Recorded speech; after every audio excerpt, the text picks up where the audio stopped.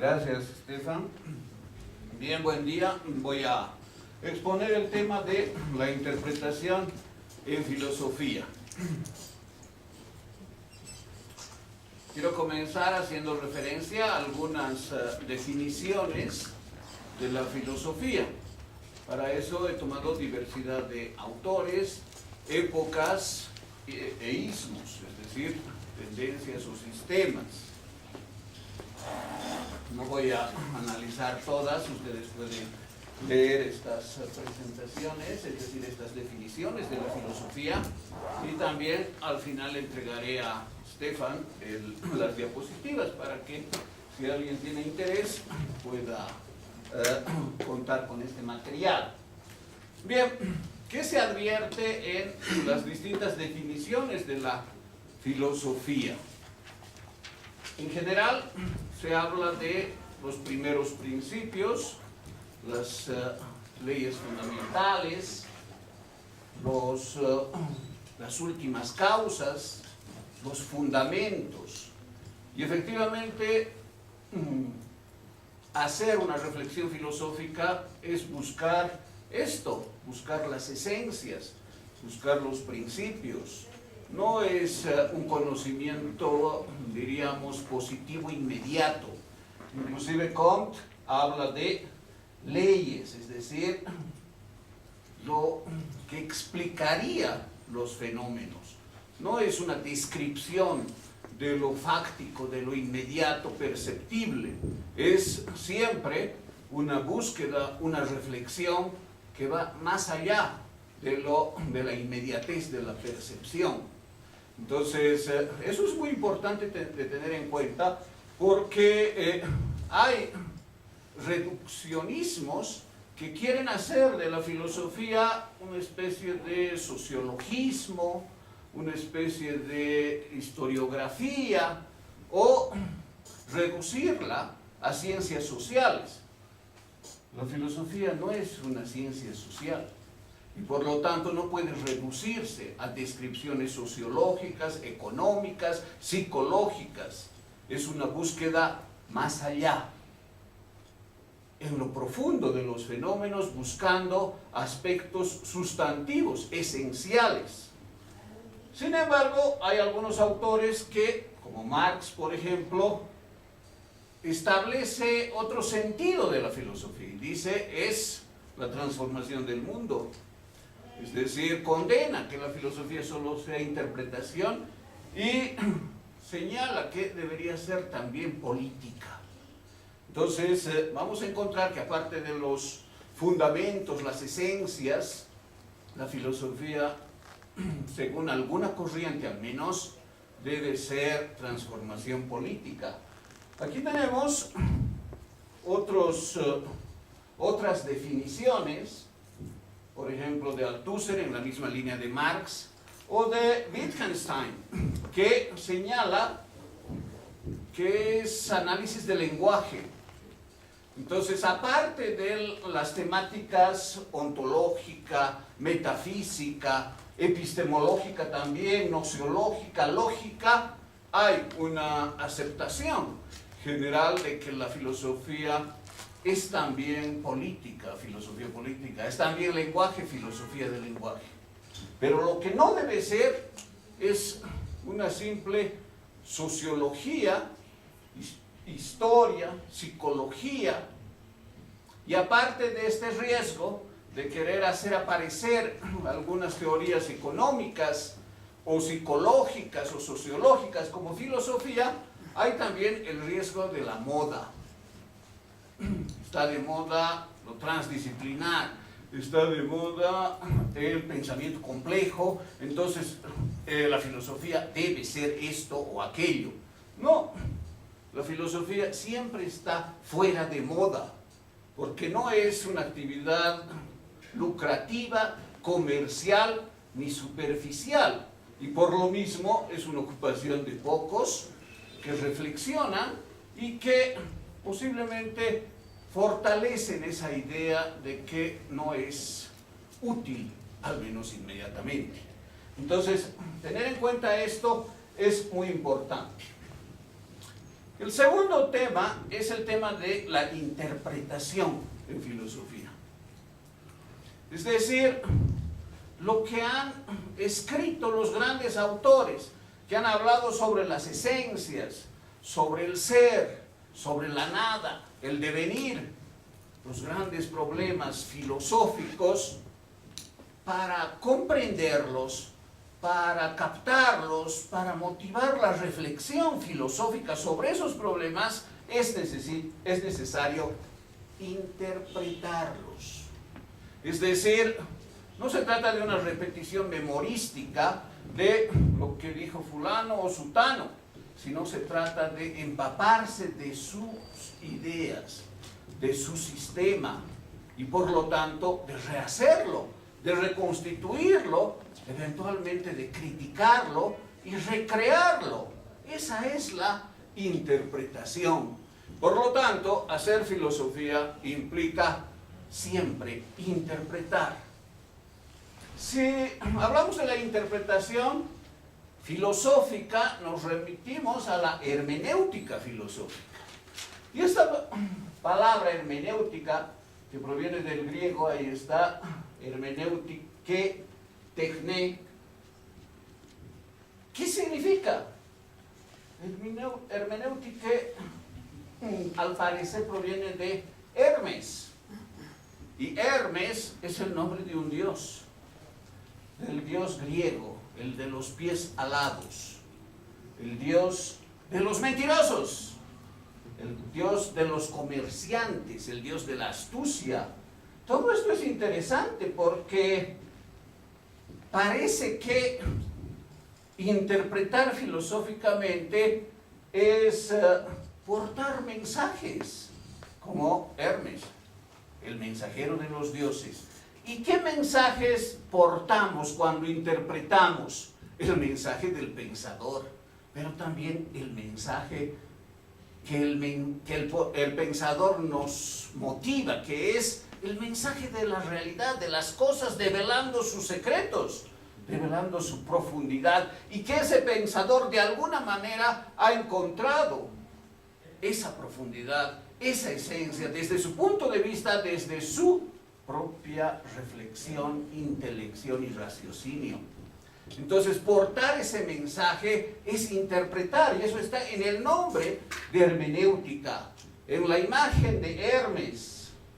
Hay que tener la valentía en filosofía de atravesar las fronteras, porque además es un dios liminal, es el dios de la frontera entre hombres y dioses, y el mensajero de los dioses a los hombres.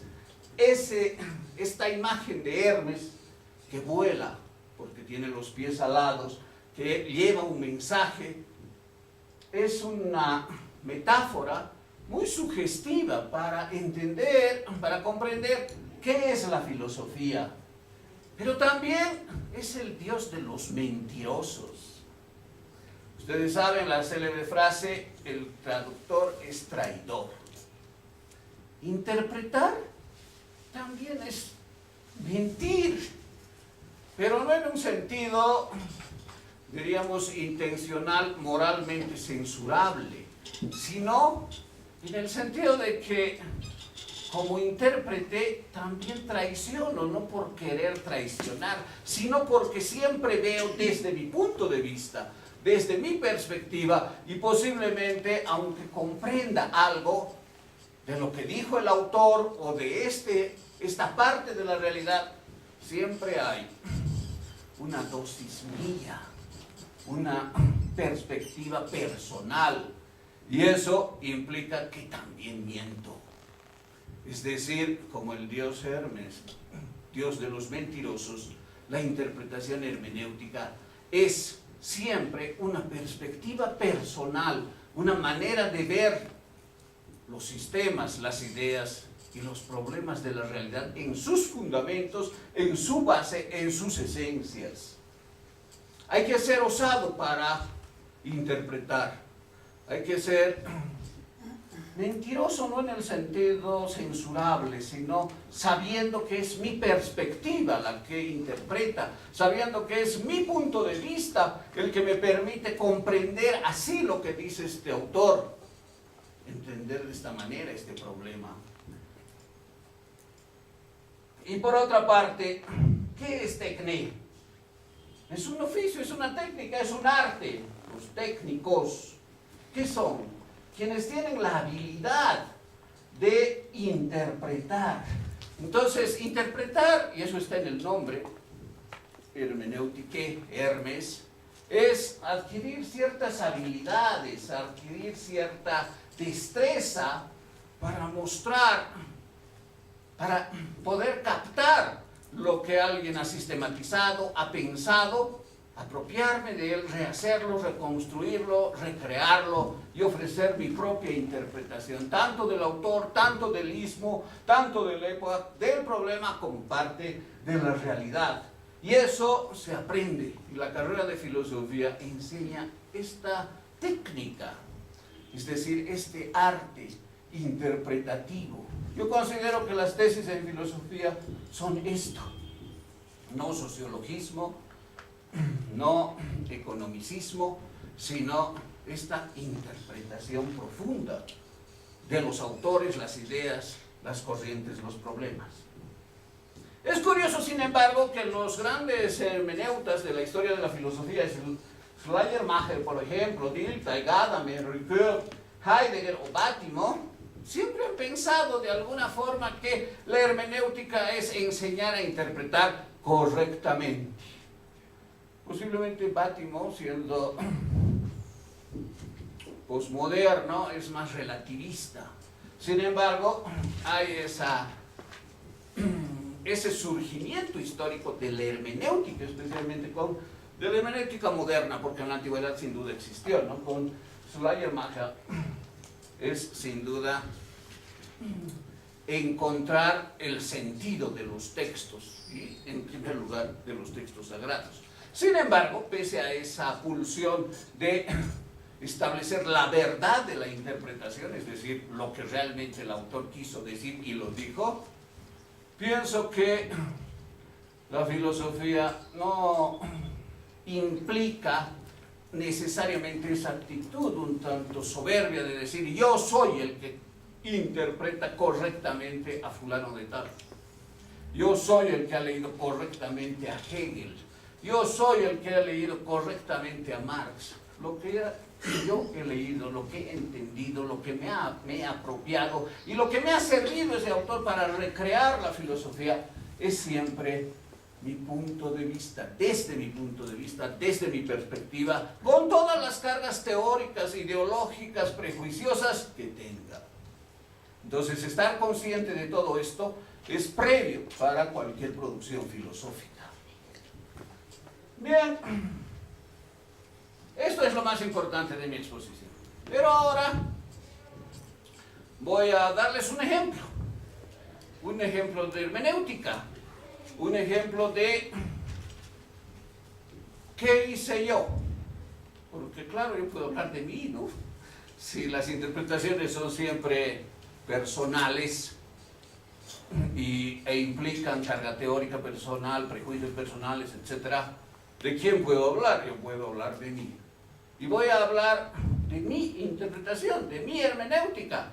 ¿De qué? ¿De un autor? Sí, pero también de otros que me han enriquecido y de otros contenidos que han enriquecido mi interpretación, mi hermenéutica, mi producción filosófica. Y hacer una producción filosófica no es cosa de 2 o 3 semestres.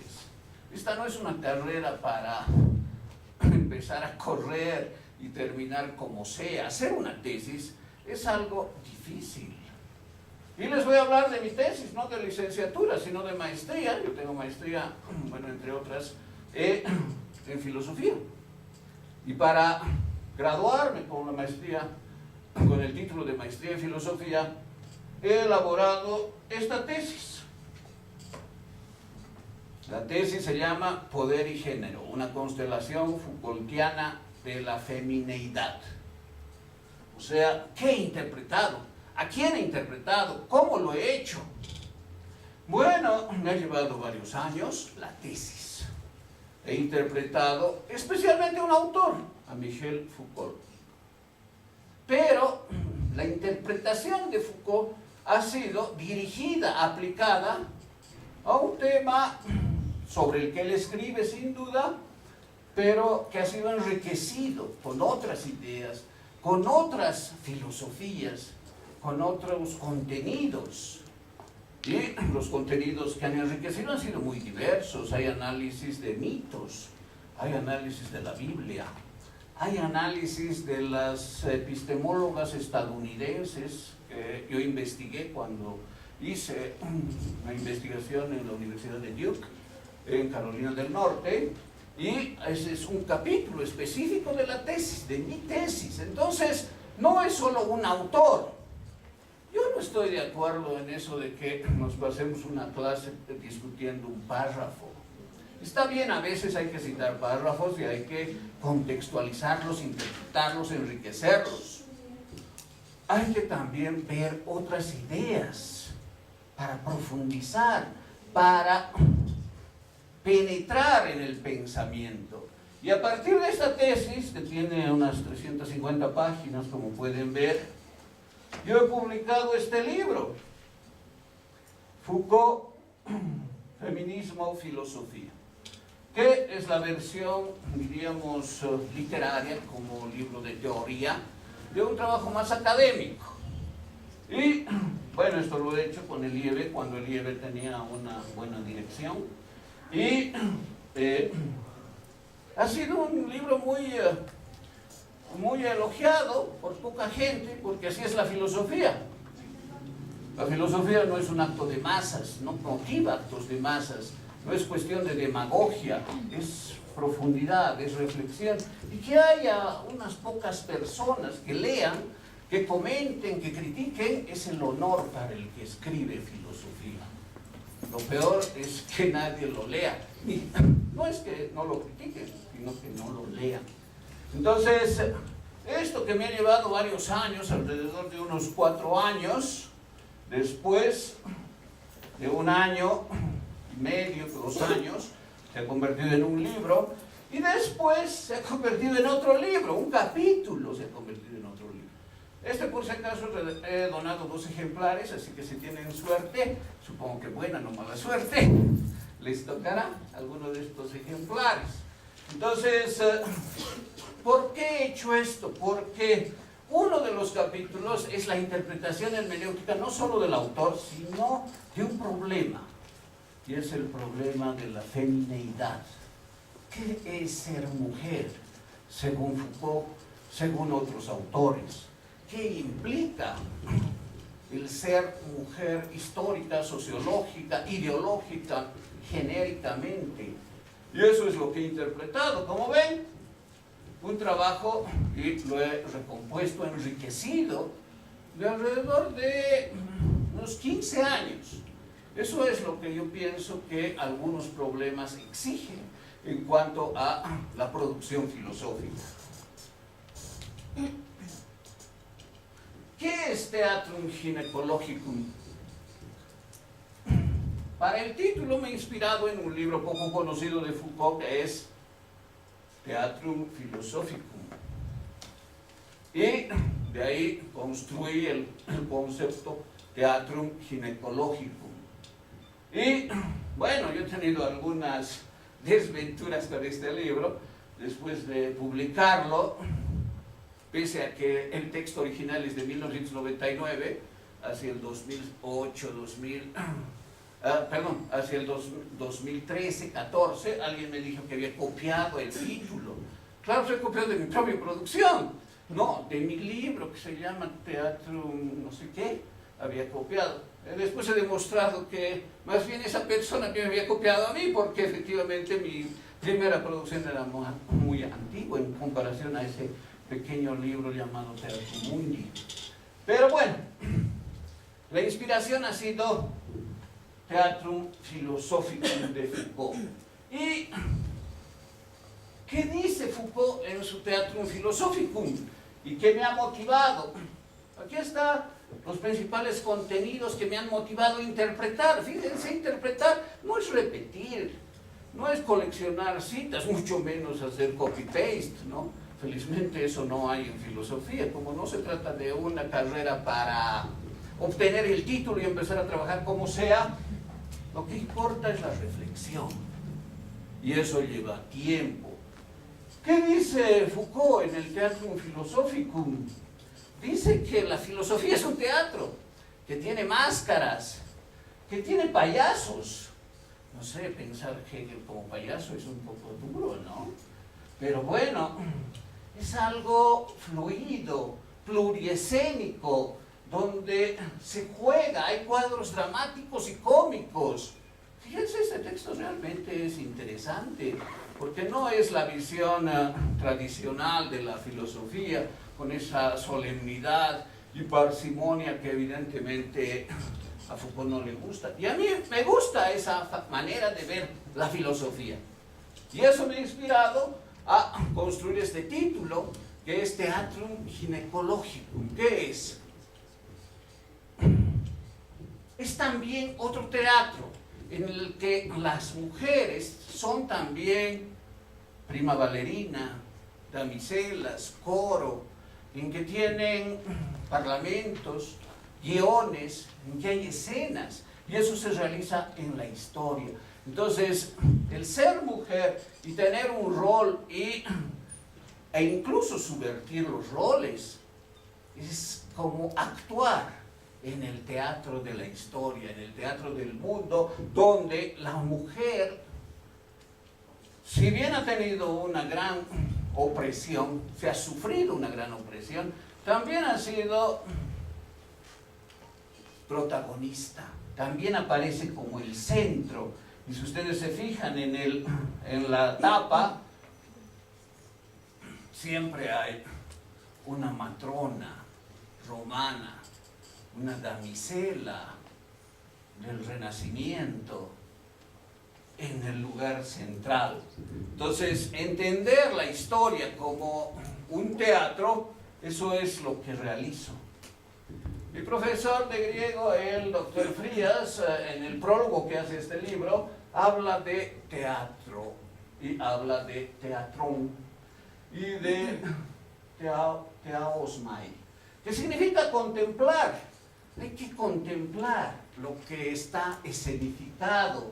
Y aunque no existe la palabra ginecologicón, no existe, sí existe la palabra gine y genaikon, y eso significa mujer.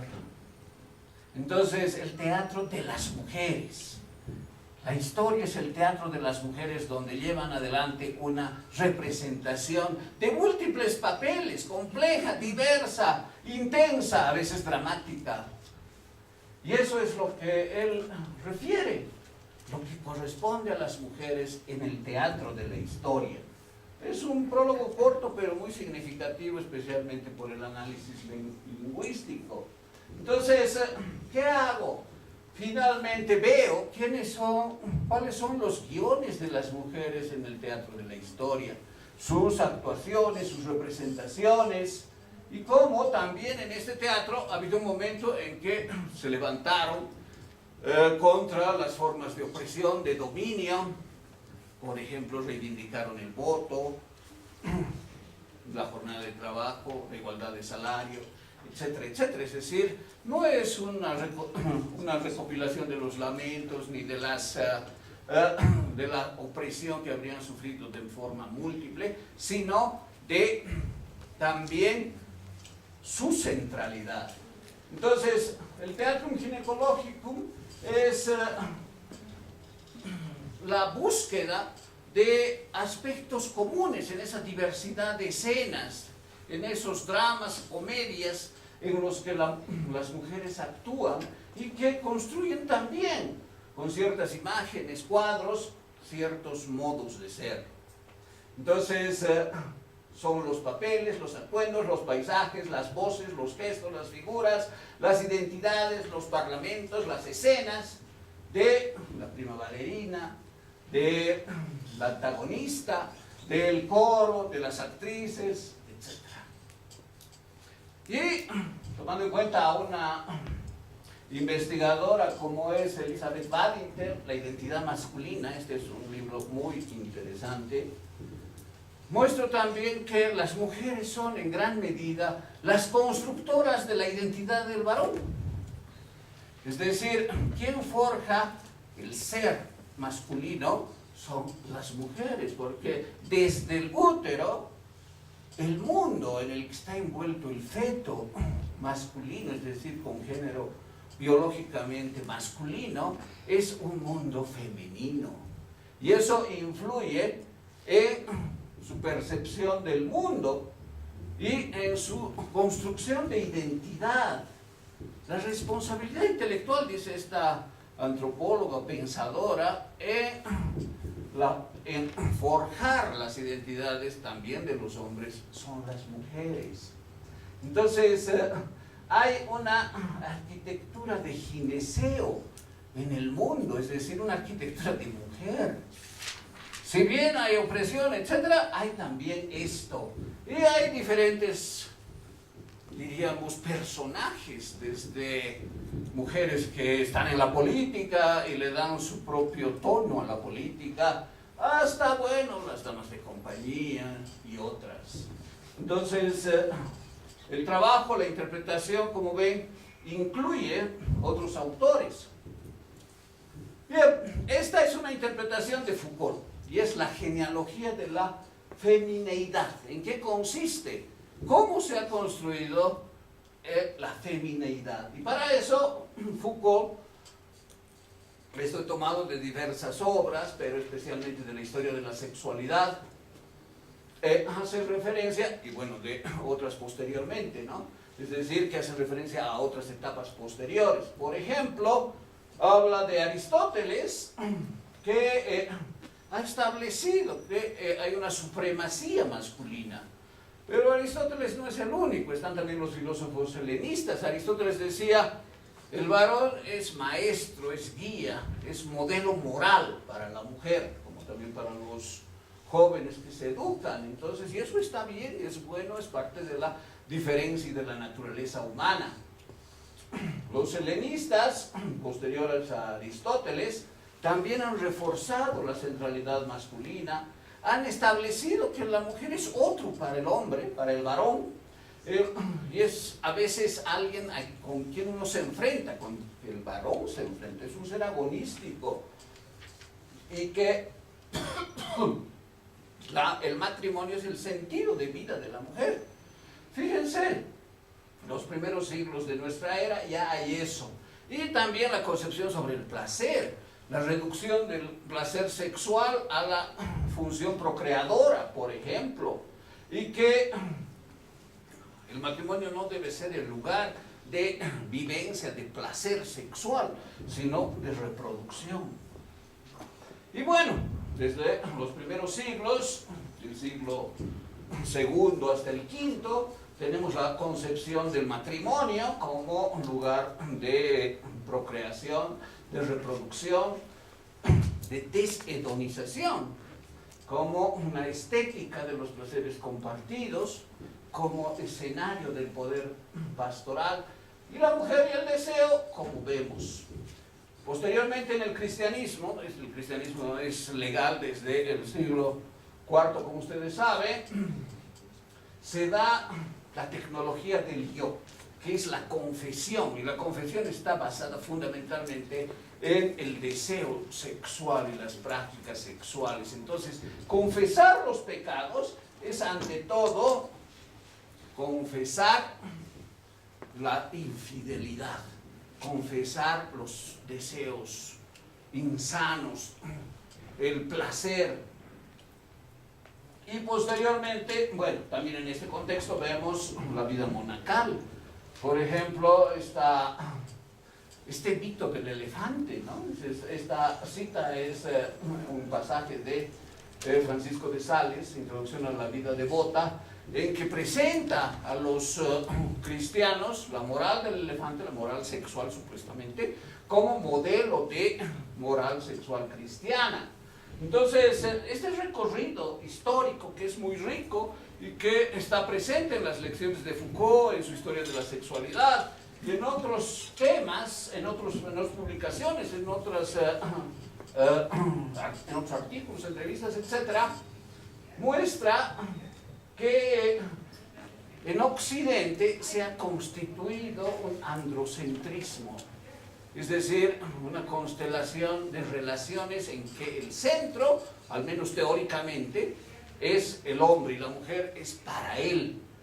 La mujer le sirve a él, es la imagen reflejada, puede ser antagónica, pero es subsidiaria. Esa es la teoría, esa es la filosofía, esa es la concepción prevaleciente, aunque también han habido siempre resquicios para que efectivamente la mujer tenga contrapoder. Y si analizamos los siglos XVII, XVIII, XIX, particularmente lo que Foucault llama la anatomopatología del cuerpo, las grandes prohibiciones, y posteriormente la biopolítica de la población y el saber moderno, vamos a encontrar que hay un saber triunfante sobre la mujer que constituye la modernidad. Por ejemplo, sobre la histeria. ¿Por qué las mujeres son histéricas? Porque rebosan sexualidad y como no se satisfacen terminan explotando. Esa es la idea de la histeria, por ejemplo, que se construye hacia el siglo XVIII y XIX. La pedagogización del sexo del niño. ¿Eso qué es? Los niños no deben masturbarse porque eso es malo. La socialización de la conducta procreadora. El sexo es para tener familia, no para placer. La psiquiatrización del placer perverso. Hay pervertidos siempre y esos son anormales. Entonces, fíjense, este es el saber triunfante moderno del siglo XVIII, XIX, que ha dado lugar al saber moderno sobre la mujer. Y aquí están involucrados no solamente filósofos, médicos, psicólogos, etc. Entonces, hay un proceso, esta es la genealogía de la feminidad, que consiste desde el imperativo del griego, que es conócete a ti mismo, hasta el diván del psicoanalista moderno, en que le dice el psicoanalista, habla, te escucho.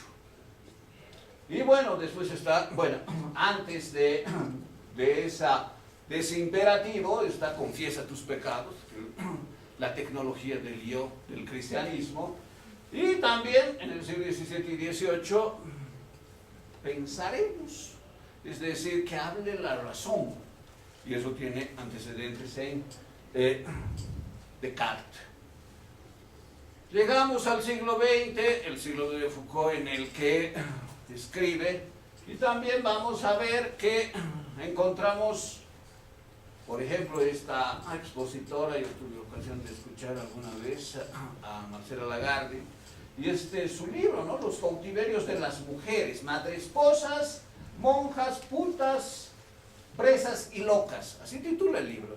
Es un libro de 600 páginas, magnífico, que muestra cómo en el siglo XX, también en el siglo XXI, las mujeres siguen siendo cautivas de la sociedad, de la ideología, de los prejuicios, son cautivas de los hombres, del poder, pero también son cautivas de sí mismas.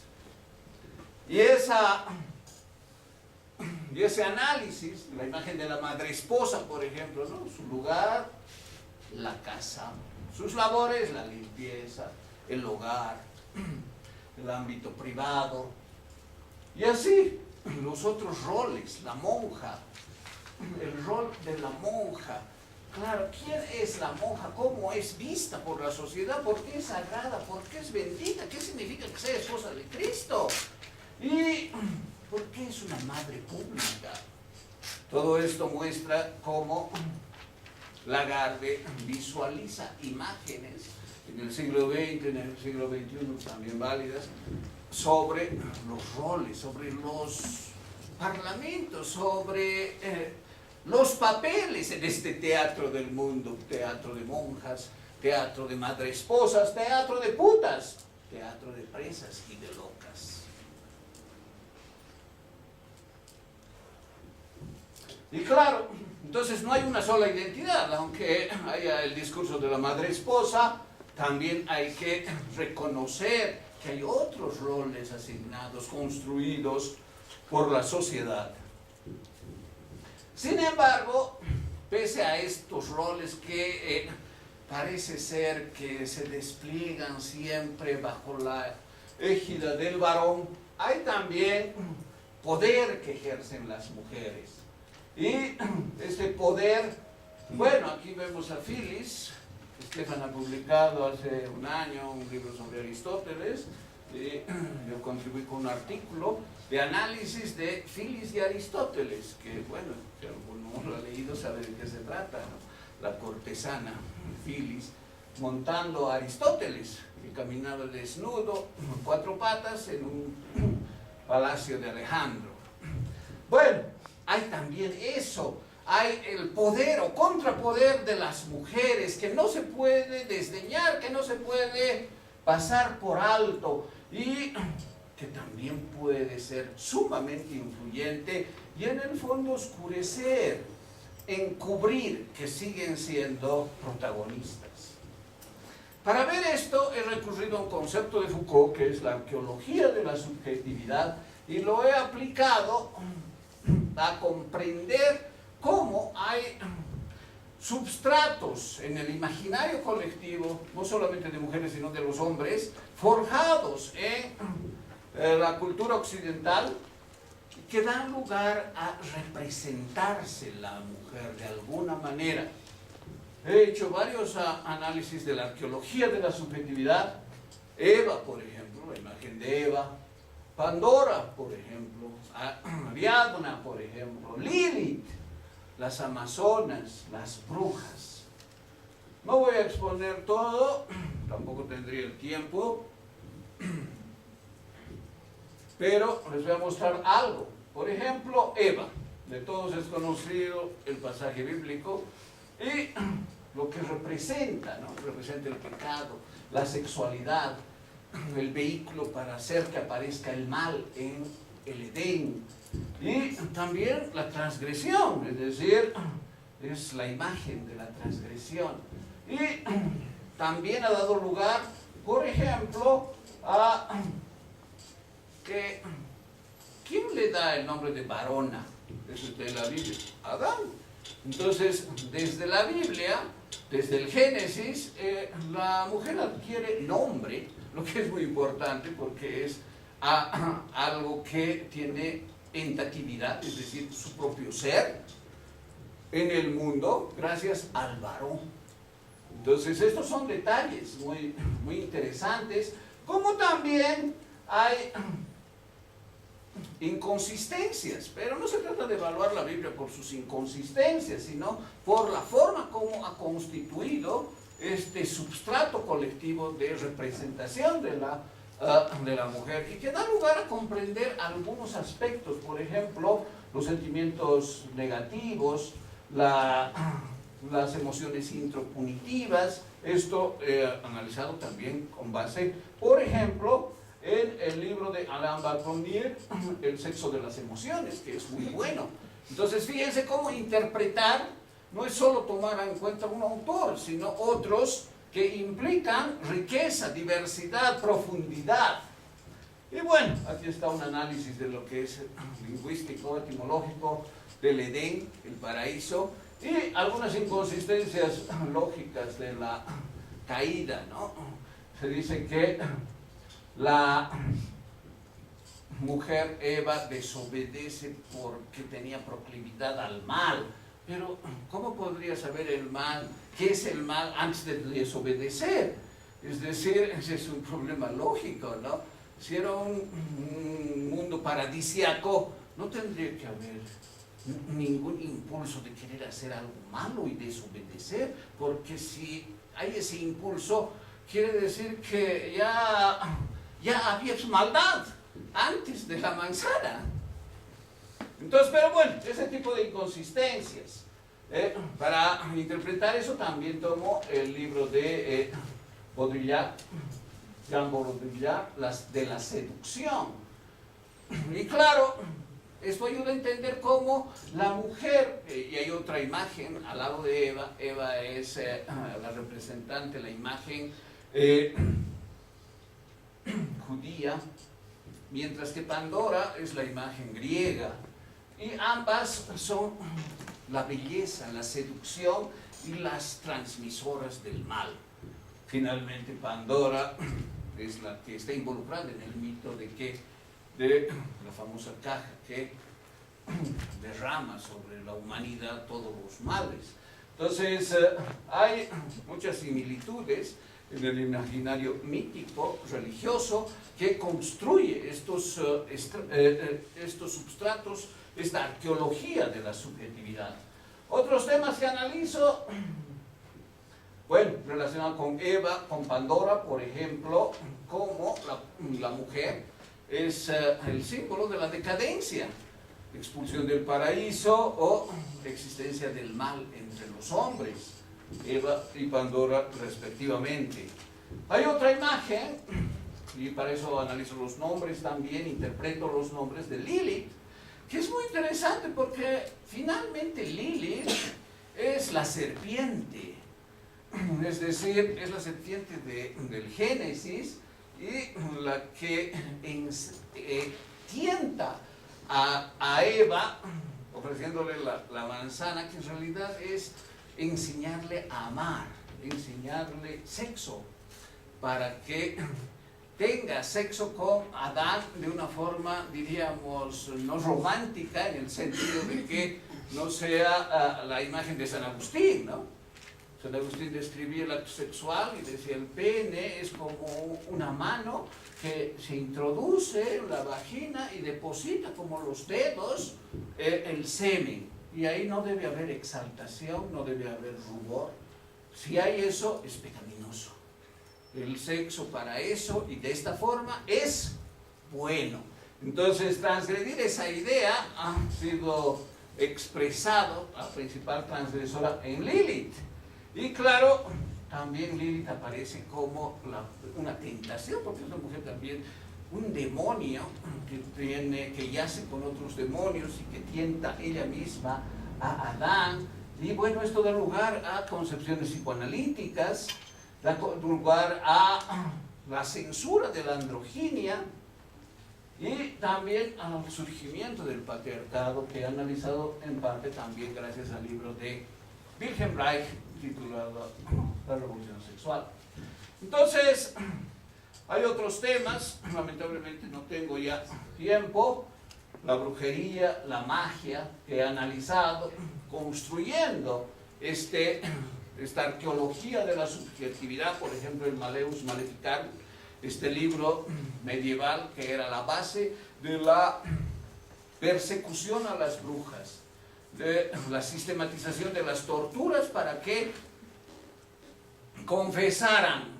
¿Qué cosa tenían que confesar? Que habían yacido con Satanás. ¿Cómo? En el aquelarre. El aquelarre es un acto sexual en que aparece Satanás en la forma de macho cabrío, creo que está un poco antes, ahí está, y la finalidad es acostarse con las brujas, y eso tenían que confesar. Obviamente todas las que eran sometidas a tortura confesaban eso y mucho más. Entonces el Malleus Maleficarum. Y después otra imagen también no aceptada, pero que se ha deslizado, a veces un poco críptica, que es la de las amazonas, ¿no? Amazona quiere decir sin teta o sin tetas. Y bueno, se decía que se mutilaban una teta para disparar, para usar el arco, para que sea más efectivo. Y lo que representa independencia, autogobierno y empleo del hombre para su propio sistema social político. Y claro, eso no era lo más grato para Occidente, aparecía siempre como algo, diríamos, encubierto, críptico. Y claro, finalmente Teseo y Hércules las vencieron, ¿no? Y tuvieron que someterse a la autoridad de estas imágenes androcéntricas. Es interesante la autosuficiencia en las tareas femeninas, el autogobierno, la capacidad militar, la fuerza física, porque supuestamente superaba a la de los varones. Y eso ha motivado, por ejemplo, que yo analice con base en algunos libros, por ejemplo, de las mujeres contra el patriarcado, y este otro de la diosa blanca, y también el reino de las mujeres, ¿no? Que es de un argentino, Coller, que es la descripción de las mujeres Mosuo en el Himalaya, que era muy interesante. Era una sociedad en la que solo las mujeres tenían propiedad. El dinero lo usaban las mujeres, los hombres no tenían. Las abuelas eran las dueñas de la tierra y se practicaba el matrimonio ambulante. Es decir, no estaban casadas con uno para toda la vida, sino que tenían el marido, la persona que pasaban la noche. Es decir, algo real, no es algo imaginado, que existió hasta que construyeron una carretera y eso destruyó el mundo de los Mosuo. Las convirtieron en prostitutas los camioneros. Bueno, entonces también hago algunas puntualizaciones del mito de Ariadna, que está relacionado con Teseo, y cómo Foucault lo convierte en algo diferente, dando lugar a lo que Foucault expresa sobre la vida filosófica, ¿no? Es la animalidad del ser humano renovada como desafío, practicada como un ejercicio y enrostrada a los demás como un escándalo. Finalmente, todo esto que nos muestra que no hay roles unívocos, que hay una multiplicidad de papeles, que hay una diversidad pluriescénica de mujeres en el teatro de la historia y que tienen también la posibilidad de hacerse, de rehacerse y de encontrar resquicios de contrapoder para construir su propia identidad, su propia forma y de alguna manera también levantarse contra las formas evidentes, históricas de opresión y de procurar una mejor civilización. Gracias.